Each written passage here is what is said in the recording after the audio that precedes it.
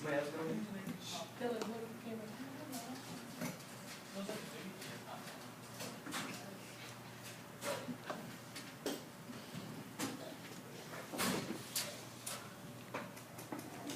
Did you know researchers at the University of Kansas said that you can judge 90% of a person's personality simply by looking at their shoes?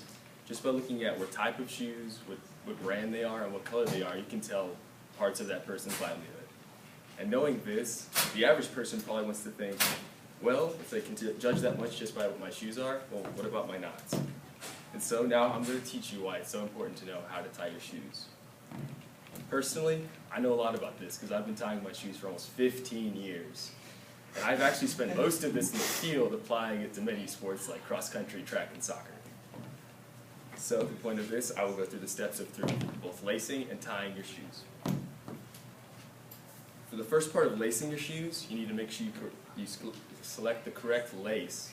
And for this, you need to make sure that you have this correct lace for the type of shoe, the size of your shoe, and you can also go ahead and pick one that matches the color. For this, you begin by lacing the end of the lace through the aglets, which are the holes in the shoes, and you lace them across the bottom. Getting this, you lace all the way through, and then you have to make sure that the lace is equal on both sides to make sure you have enough to tie your shoes at the top.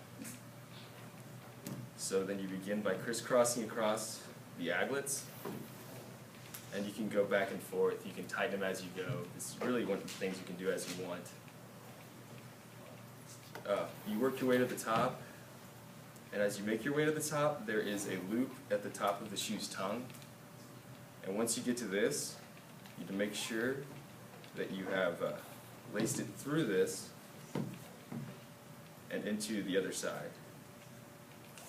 Now, also at the top of the shoe, there are more aglets. These aglets are more for personal choice. These are basketball shoes, so I'm going to go ahead and tighten them just to make sure that there's more heel support. But in other shoes, like if you have running shoes, you can just leave those undone. Once you have your shoe completely laced, you can begin tying it. To start, there's many types of knots you can do. There's types for hiking, there's types for like water shoes, but for this I'm just going to tie a simple bow knot because it's the quickest to tie, and then it is also just, it holds better than most. So you begin by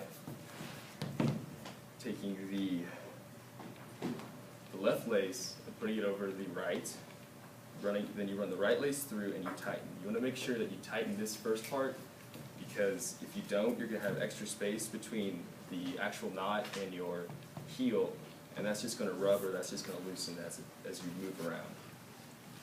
So then, left over right through, you make a loop with the right lace, and then you take the left string and you run it behind the right lace.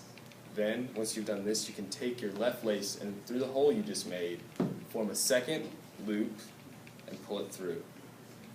Now once you're here, you can tighten, and you want to make sure it's as tight as you can get it. Otherwise it's not going to hold, it's going to come undone. Then, depending on how much extra string you have, as you can see here, there's not much, but you can take a next step in doing the double knot. And in this, you actually take the two knots, and just like you began, and run them through each other. Once you've done this, you can tighten again, and you should have one of the best bow knots you can do with any shoe. Now, you guys know how to tie a shoe, and I'm sure you won't have to have your mommies tie them for you anymore. So now, you don't have to worry about people judging you for your bad knot. Thank you.